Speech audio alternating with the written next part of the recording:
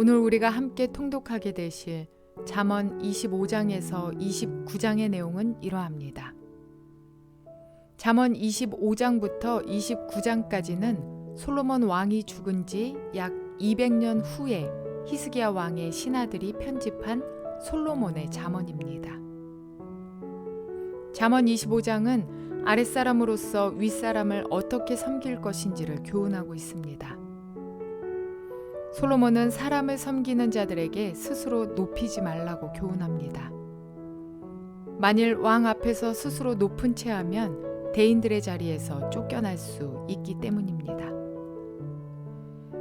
잠언은 이어서 미련한 자의 특징은 무엇이며 그들의 마지막은 어떠한지, 또한 미련한 자를 어떻게 대해야 할 것인지에 대해 기록하고 있습니다. 미련한 자의 특징은 분란을 일으키는 것이요, 그 미련한 행동으로서 돌이키지 않는다는 것입니다. 미련한 자의 마지막은 패망입니다. 그러므로 지혜 있는 자는 미련한 자의 행동에 요동하지 말고 그들의 편에 서지 말아야 합니다. 계속되는 잠언 28장은 지혜로운 자의 물질관이 어떠해야 하는지, 즉 재물에 대해 어떻게 생각하고 어떻게 행동할 것인지를 보여주고 있습니다. 지혜로운 사람은 불의한 재물을 취하지 않고 자신이 열심히 일해서 재물을 모으며 자신의 노력으로 얻은 재물을 다른 사람을 구제하는 데 사용합니다. 즉, 자신의 재산을 정정당당하게 쌓아가는 것으로 끝나지 않고 자신의 소유물로 가난한 자의 형편을 살필 줄 아는 그런 사람이 지혜로운 사람입니다. 솔로몬의 잠언의 마지막 부분인 잠언 29장은 어리석은 교만을 경계하며 겸손할 수 있는 지혜를 가르쳐주고 있습니다. 이러한 내용들을 기억하셔서 통독에 도움이 되시기를 바랍니다. 잠언 25장.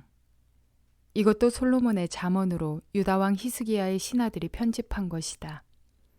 이를 숨기는 것은 하나님의 영광이요, 이를 밝히 드러내는 것은 왕의 영광이다. 하늘이 높고 땅이 깊은 것처럼 왕의 마음도 헤아리기 어렵다. 은에서 찌꺼기를 없애라. 그래야 은장색의 손에서 그릇이 되어 나온다.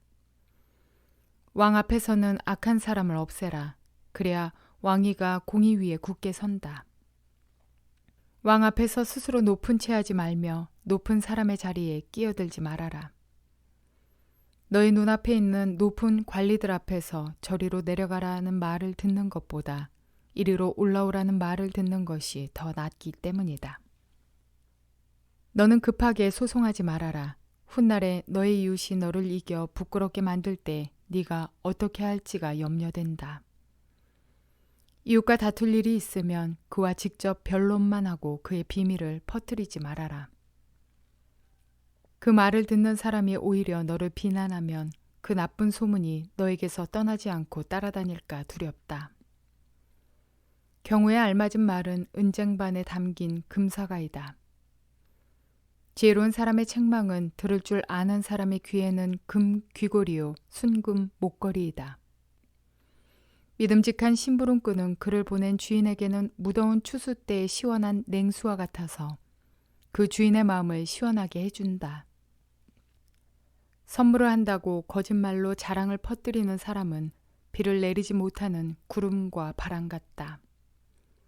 분노를 오래 참으면 지배자도 설득되고 부드러운 혀는 뼈도 녹일 수 있다. 꿀을 발견하더라도 적당히 먹어라. 과식하면 토할지도 모른다. 이웃집이라 하여 너무 자주 드나들지 말아라. 그가 실증이 나서 너를 미워하게 될지도 모른다. 거짓말로 이웃에게 불리한 증언을 하는 사람은 망치요 칼이요 뾰족한 화살이다. 환난을 당할 때 진실하지 못한 사람을 믿는 것은 마치 썩은 이와 뼈가 부러진 다리를 의지하는 것과 같다. 마음이 상한 사람 앞에서 즐거운 노래를 부르는 것은 추운 날에 옷을 벗기는 것과 같고 상처에 초를 붓는 것과 같다. 네 원수가 배고파하거든 먹을 것을 주고 목말라 하거든 마실 물을 주어라. 이렇게 하는 것은 그의 낯을 뜨겁게 하는 것이며 주님께서 너에게 상으로 갚아주실 것이다.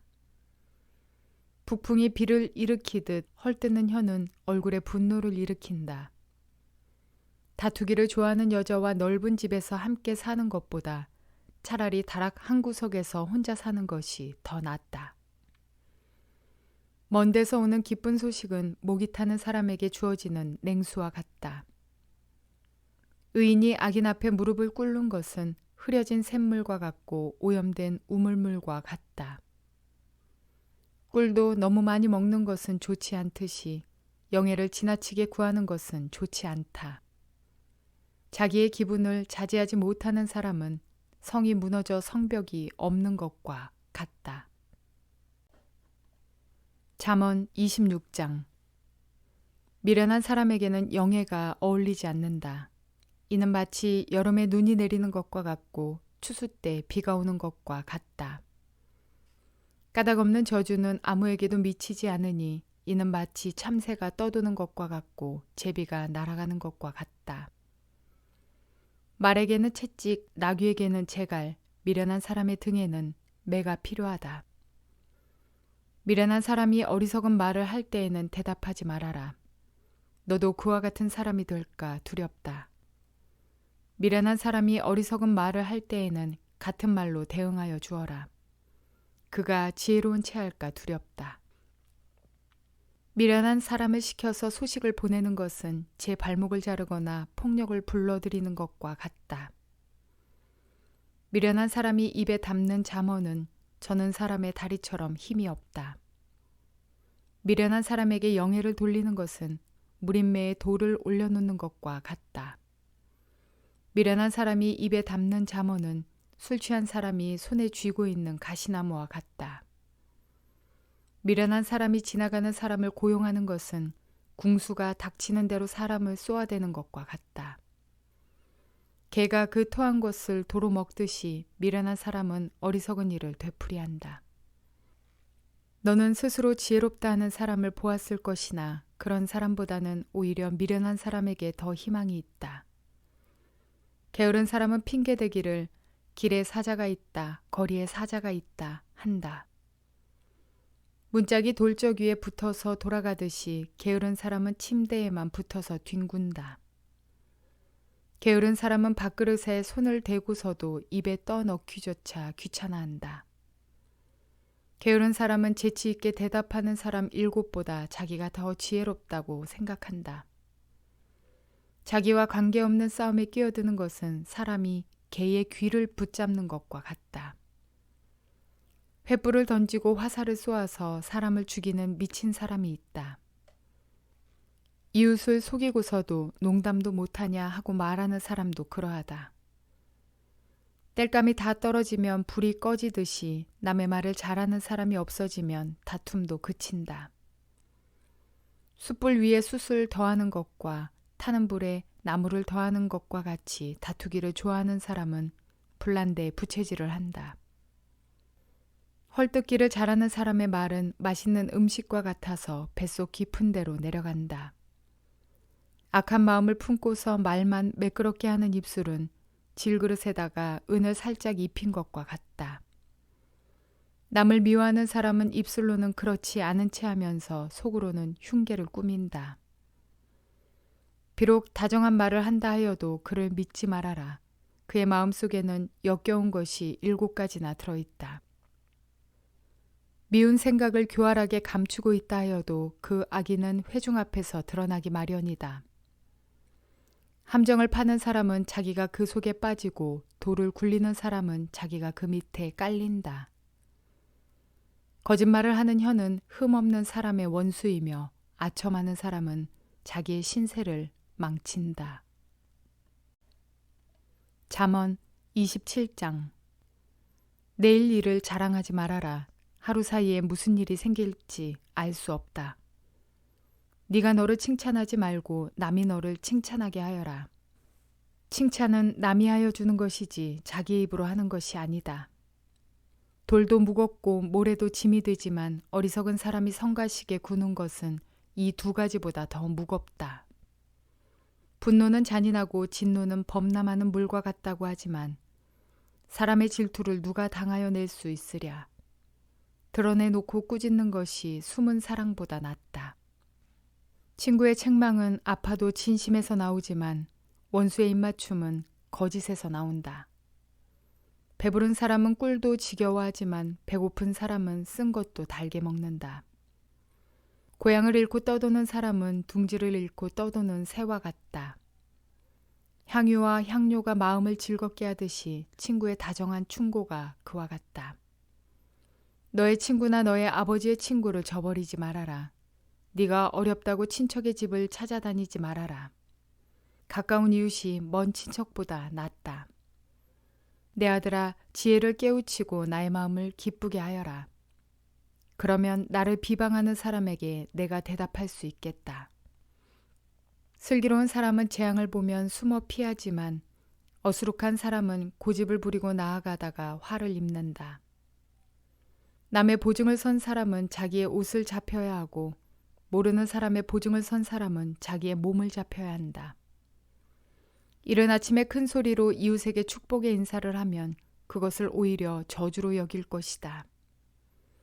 다투기를 좋아하는 여자는 비 오는 날 지붕에서 끊임없이 비가 새는 것과 같다.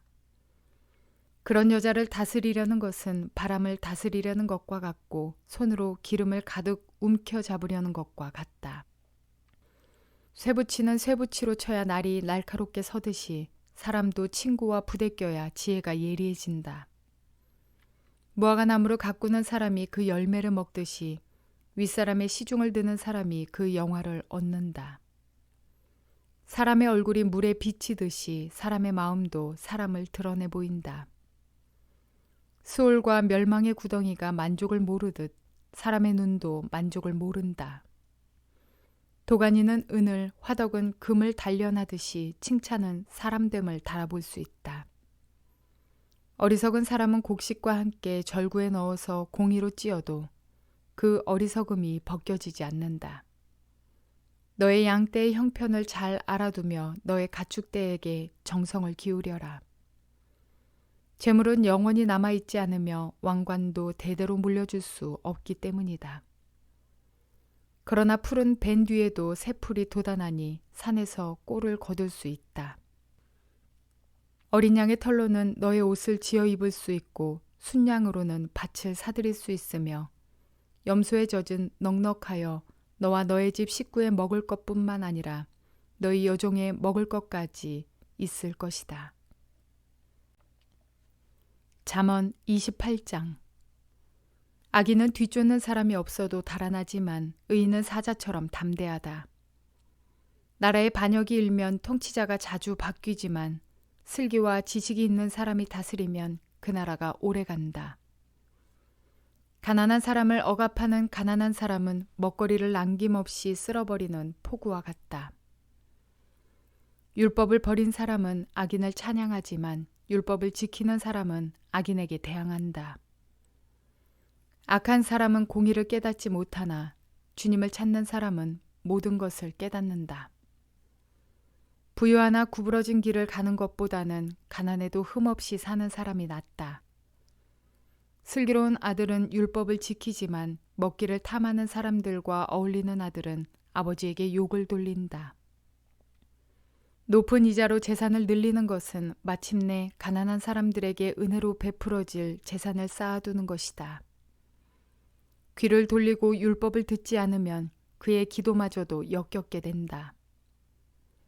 정직한 사람을 나쁜 길로 유인하는 사람은 자기가 판 함정에 빠지지만 흠없이 사는 사람은 복을 받는다. 부자가 자기 보기에는 지혜롭지만 가난하나 슬기로운 사람은 그 사람의 속을 꿰뚫어 본다. 정직한 사람이 이기면 많은 사람이 축하하지만 악인이 일어나면 사람들이 숨는다.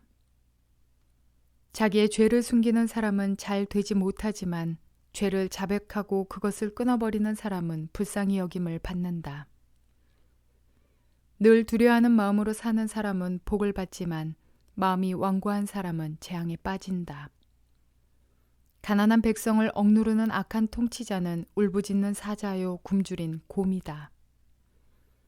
슬기가 모자라는 통치자는 어감만을 일삼지만 부정한 이득을 미워하는 통치자는 오래도록 살 것이다. 사람을 죽인 사람은 함정으로 달려가는 것이니 아무도 그를 막지 말아야 한다.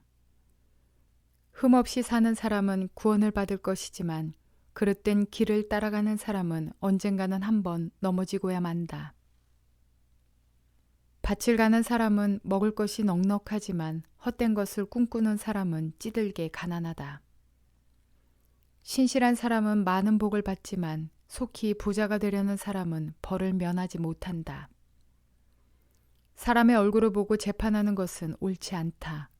사람은 빵 한 조각 때문에 그런 죄를 지을 수도 있다. 죄악의 눈이 어두운 사람은 부자가 되는 데에만 바빠서 언제 궁핍이 자기에게 들이닥칠지를 알지 못한다. 아첨하는 사람보다는 바르게 꾸짖는 사람이 나중에 고맙다는 말을 듣는다. 자기 부모의 것을 빼앗고도 그것이 죄가 아니라고 하는 사람은 살인자와 한패이다. 욕심이 많은 사람은 다툼을 일으키지만 주님을 의뢰하는 사람은 풍성함을 누린다. 자기의 생각만을 신뢰하는 사람은 미련한 사람이지만 지혜롭게 사는 사람은 구원을 받는다. 가난한 사람을 도와주는 사람은 모자라는 것이 없지만 그를 못 본 채 하는 사람은 많은 저주를 받는다. 악인이 일어나면 사람들은 숨어버리지만 그가 망하면 의인이 많이 나타난다. 잠언 29장. 책망을 자주 받으면서도 고집만 부리는 사람은 갑자기 무너져서 회복하지 못한다. 의인이 많으면 백성이 기뻐하지만 악인이 권세를 잡으면 백성이 탄식한다. 지혜를 사랑하는 아들은 아버지를 기쁘게 하지만 창녀에게 드나드는 아들은 재산을 탕진한다. 공의로 다스리는 왕은 나라를 튼튼하게 하지만 뇌물을 좋아하는 왕은 나라를 망하게 한다. 이웃에게 아첨하는 사람은 그의 발 앞에 그물을 치는 사람이다. 악인이 범죄하는 것은 그 자신에게 올무를 씌우는 것이지만 의인은 노래하며 즐거워한다. 의인은 가난한 사람의 사정을 잘 알지만 악인은 가난한 사람의 사정쯤은 못 본 채 한다. 거만한 사람은 성읍을 시끄럽게 하지만 지혜로운 사람은 분노를 가라앉힌다. 지혜로운 사람이 어리석은 사람을 걸어서 소송하면 어리석은 사람이 폭언과 야유로 맞서므로 지혜로운 사람은 안심할 수 없다. 남을 피 흘리게 하기를 좋아하는 사람은 흠없는 사람을 미워하지만 정직한 사람은 흠없는 사람의 생명을 보살펴 준다. 미련한 사람은 화를 있는 대로 다 내지만 지혜로운 사람은 화가 나도 참는다. 통치자가 거짓말에 귀를 기울이면 그 신하들이 모두 악해진다. 가난한 사람과 착취하는 사람이 다 함께 살고 있으나 주님은 이들 두 사람에게 똑같이 햇빛을 주신다. 왕이 가난한 사람을 정직하게 재판하면 그의 왕위는 길이길이 견고할 것이다. 매와 꾸지람은 지혜를 얻게 만들어주지만 내버려둔 자식은 그 어머니를 욕되게 한다. 악인이 많아지면 범죄가 늘어나지만 의인은 그들이 망하는 것을 보게 된다. 너의 자식을 훈계하여라. 그러면 그가 너를 평안하게 하고 너의 마음에 기쁨을 안겨줄 것이다. 계시가 없으면 백성은 방자해지나 율법을 지키는 사람은 복을 받는다. 말만으로는 종을 제대로 가르칠 수 없으니 다 알아들으면서도 따르지 않기 때문이다. 너도 말이 앞서는 사람을 보았겠지만 그런 사람보다는 오히려 미련한 사람에게 더 바랄 것이 있다. 어릴 때부터 종의 응석을 받아주면 나중에는 다루기 어렵게 된다. 화를 잘 내는 사람은 다툼을 일으키고 성내기를 잘하는 사람은 죄를 많이 짓는다. 사람이 오만하면 낮아질 것이고 마음이 겸손하면 영예를 얻을 것이다. 도둑과 짝하는 사람은 자기의 목숨을 하찮게 여기는 사람이다. 그러므로 자기를 저주하는 소리를 들어도 아무런 반박을 하지 못한다. 사람을 두려워하면 올무에 걸리지만 주님을 의지하면 안전하다. 많은 사람이 통치자의 환심을 사려고 하지만 사람의 일을 판결하시는 분은 주님이시다. 의인은 불의한 사람을 싫어하고 악인은 정직한 사람을 싫어한다. 우리의 사회성은 인간의 관계에서 비롯됩니다. 어떻게 관계를 맺으며 다른 이들에게 어떤 통로가 될 것인가. 특히나 지도자의 어리석음과 지혜로움은 자신의 삶뿐만 아니라 주변에까지 영향을 미칩니다. 왕은 공의로 나라를 견고하게 하고 백성은 의로움으로 가난한 자를 돌아보며 관원은 정직하고 부모와 자식의 관계는 율법 아래에서 바로 세워지는 모습이 지혜를 통해 그려지는 잠언 29장의 풍경화입니다. 이것이 성경이 말씀하는 정의로운 사회이며 우리가 바라는 사회의 모습입니다. 그러기 위해서 우리는 어떤 영향력 있는 자가 되어야 할까요? 성경에는 악한 영향력을 끼쳤던 사람들이 있었습니다. 암논의 친구였던 간교한 요나답은 이복누이 다말을 연모하는 암논에게 거짓말로 다말을 불러올 수 있도록 꾀를 주었습니다. 이렇게 유익하지 못한 친구가 있었는가 하면 우리가 너무나 잘 알고 있는 사울의 아들 요나단은 다윗이 골리앗을 믿음으로 무찌른 장면을 보고 그에게 반합니다. 그리고 이후 다윗의 고난 가운데 그를 늘 보호하고 사랑하며 하나님의 말씀을 굳게 붙잡을 수 있도록 그에게 힘을 줍니다. 이러한 선한 영향력을 행하는 자들을 볼 수 있습니다. 그러므로 저와 여러분은 지혜의 통로자들이 되어서 선한 영향력을 끼치며 복된 삶이요 동시에 아름다운 사회를 구현해 나갈 수 있는 믿음의 사람이 되시기를 주님의 이름으로 축원을 드립니다.